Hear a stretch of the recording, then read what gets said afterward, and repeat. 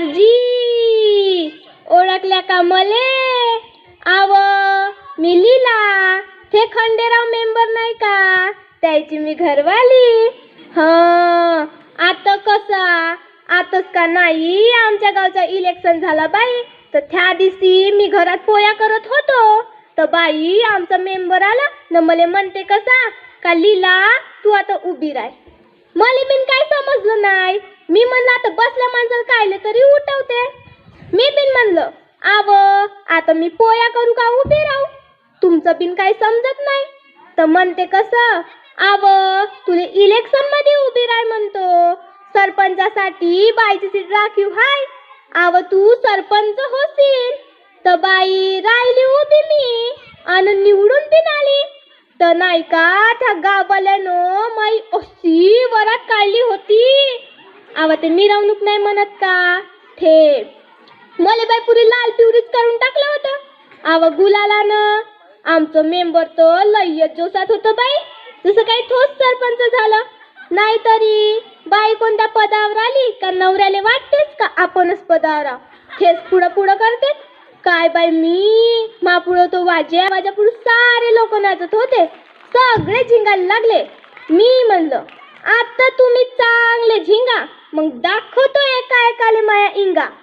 बरं आता त्या दिवशीच गोष्ट घ्या, तो चपराशी माया घरी आला न मले म्हणते कसा का ग्राम पंचायतीत BDO साहेब आले, तर सरपंच आले बोलवते. तर बाई उठले हे न लागले रस्त्यानं. मी म्हणलं आवा थांबा, हे सरपंच आले बोलावते, तुम्ही का सरपंच? तर म्हणते कसा तू का बोलशील त्या माणसा संग, तुले काही समजते? मले का समजते, मग पारा घुमला बाई. मी म्हणलं अव त्या सावित्रीनं आमच्यासाठी शिक्षणाचे कवाड खोललं, म्हणून आम्ही शिकलो आणि संविधानानं आम्हाला सरपंच होण्याचा अधिकार दिला, तर अधिकार तर आम्ही गाजवू की नाही. लागले मग मी ग्रामपंचायतीच्या रस्त्यानं. तर बाई त्या गल्लीतल्या टपरीवर चांगले जानजेवान पोट्टे घेतली, तेसी ते झिंगत होते. त्याचा एक बंदर तो मला आडवाच झाला बाई न मले पाहून म्हणते कसा अरे बाबा नसीब आपलं उतान झोपलं, अरे बाबा नसीब आपलं उतान झोपलं, जीवाची फजिती ऐका, जीवाची फजिती ऐका, आता मर्दाले किंमत हाय का, ह्या सरपंच झाल्यात बायका, आता मर्दाले किंमत हाय का, ह्या सरपंच झाल्यात बायका.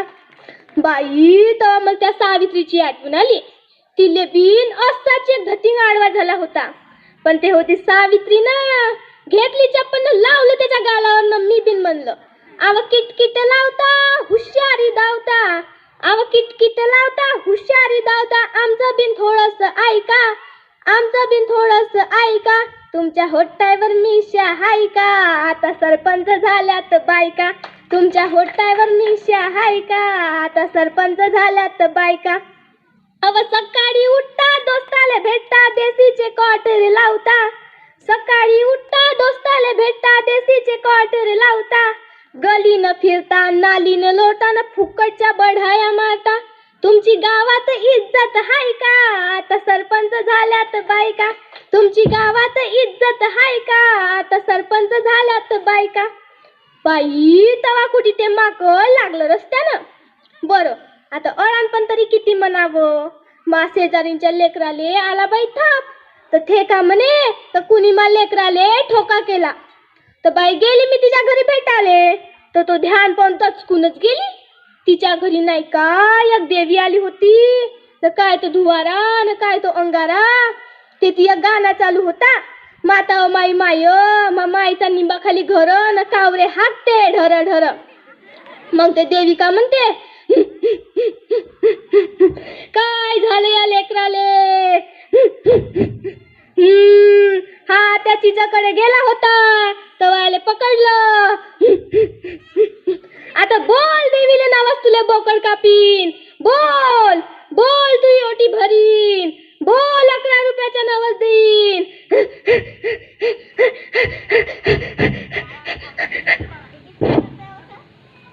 बाई इकडं यायचा हा धिंगाणा सुरूच न ते पोरग लागलं तिकडं पेंगाले. मी म्हणलं बंद करा हे धिंगाणा. मी तिथं डॉक्टर साहेबाले घेऊन आली, तर तर बाई त्या लेकराले झाला होता मलेरिया. घराच्या आजूबाजूले निस्ते पाण्याचे डबके भरून होते, त्यावर मच्छर, मग कसं नाही ताप येईन. त्या डॉक्टराले पाहून त्या देवी अशी पराली का तिने धाता वाटणे सुधारली. म्हणून आता मी का म्हणतो, आपल्याले आपला गाव स्वच्छ ठेवा लागल, तेव्हाच कोणती बिमारी म्हण का रोगराई येणार नाही. आणि हो, कोरोना आता गेला नाही म्हणून मास्कही लावा, सॅनिटायझरचा वापरही करा. आणि मुलीले बी शिकवा, काऊन का मुलगी शिकन तर आपल्या समाजाचं नाव उंच करेन, आपल्या देशाचं नाव उंच करेन. मग ऐकान का नाही या अडाणीची गोष्ट, ऐकाच लागन. काऊन का मी बनीन सरपंच ने, कारण मी आहे त्या सावित्रीची ले.